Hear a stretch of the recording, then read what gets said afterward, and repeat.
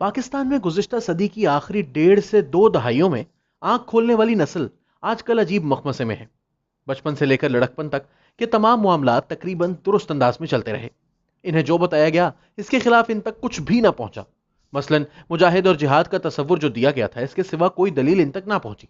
इसी तरह बैनुल अक़वामी तागूत की तारीफ में भी अमेरिका, इसराइल और भारत फिट रहे। हत्ता कि यहूदो हुनूद की तारीफ भी वही रही जो इन्हें तामीर शऊर के इब्तदाई दिनों से मिली थी। फिर मुल्क की सियासत में तब्दीली आ गई और यक शऊरी शाहराह पर हादसे होने लगे। इंतहा पसंद सोचों पर मबनी सियासी माहौल में रोशन ख्याली की फवार पड़नी शुरू हुई। इंटरनेट ने दुनिया को एक स्क्रीन में बंद कर दिया। यूं फिक्री महाजों पर एक लामतनाही लड़ाई शुरू हुई जो कि रोज किसी न किसी शक्ल में हमारी जिंदगियों की आम बहसों में जगह बनाती है, खासकर जब ये मसाइल मजहबी नौयत की मुआशरती रिवायतों से मुताल्लिक हों। अब ईद उल अजहा के मौके पर भी एक ऐसी ही बहस ने जन्म लिया है और ईद कहीं पीछे रह गई है, जबकि इस बहस का एक हतमी नतीजा मुसलमानाने पाकिस्तान के सर पर सवार है।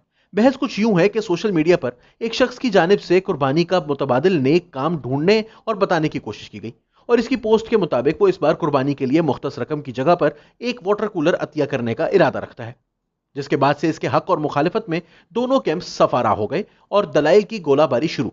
ये गोलाबारी दलाइल तक महदूद रहती तो ठीक था, लेकिन अब इसमें कुफरिया फतवों के केमिकल हथियारों ने भी जगह बना ली है। और तो और ये भी कि इस वक्त उलमाए जमाना भी इस बहस में बराबर के शरीक हो चुके हैं। इनमें कुछ तो शौकिया फनकार हैं, जबकि कुछ के सामने सवाल रखे जाने की सूरत में वो रायजन होते हैं। एक जानिब अवाम के रुज्जत पसंद तबके की जानिब से इस तमाम तर बहस को इस्लामी अकायद के खिलाफ आलमी साजिश का सिलसिला करार दिया जा रहा है, तो दूसरी जानिब उलमा ने भी इस हवाले से अहादीस और सुन्नत सहाबा रजी अल्लाह तआला अन्हुमान से दलाइल पेश किए हैं। दिलचस्प बात यह है कि ये उलमा मुख्तलिफ मकातिब फिक्र से ताल्लुक रखने के बावजूद इस पर मुत्तफिक हैं कि कुर्बानी का नेमुल बदल कुछ नहीं हो सकता, तो दूसरी जानिब कुर्बानी की शरई हैसियत पर वो मुत्तफिक नहीं है। मसलन गामदी साहब के सामने जब यह सवाल रखा गया तो उन्होंने वाज़ेह किया कि कुर्बानी की अपनी बतौर इबादत फजीलत है, वाटर कूलर लगवाना अपने तई एक नेकी है, ये दोनों एक दूसरे का बदल नहीं हो सकती। कुर्बानी एक इबादत है, उम्रा एक इबादत है, हज एक इबादत है। इबादत अल्लाह ताला के साथ हमारे ताल्लुक़ का इजहार है, और कुर्बानी, हज, उम्रा ये तो असल में नज़र की तमसीलात है और ये सबसे बड़ी इबादत है।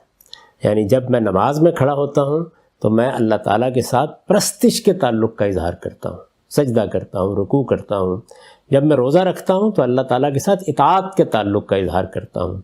जब मैं कुर्बानी करता हूँ, मैं उम्रा करता हूँ, मैं हज करता हूँ या नज़र की कोई और इबादत करता हूँ, तो असल में मैं इस चीज़ का इजहार करता हूँ कि परवरदिगार आपकी तरफ से अगर हुक्म आएगा तो मेरा माल भी हाजिर है, मेरी जान भी हाजिर है।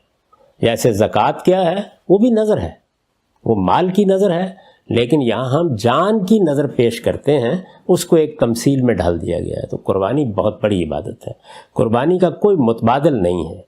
फिर सोशल मीडिया स्टार मुफ्ती तारिक साहब के आगे ये मसला पेश किया गया और हवाला भी दिया गया, जब एक बहुत ही जय्यद ताबई ने भूखे को चंद अशरफियां देने को कुर्बानी से अफजल करार दिया, तो उन्होंने जवाबन इन्हीं ताबई की रिवायत का हवाला दिया जिसमें उन्होंने कुर्बानी के रोज एक बकरी ज़िबा करने को बड़ी रकम सदका करने पर अफजल करार दिया।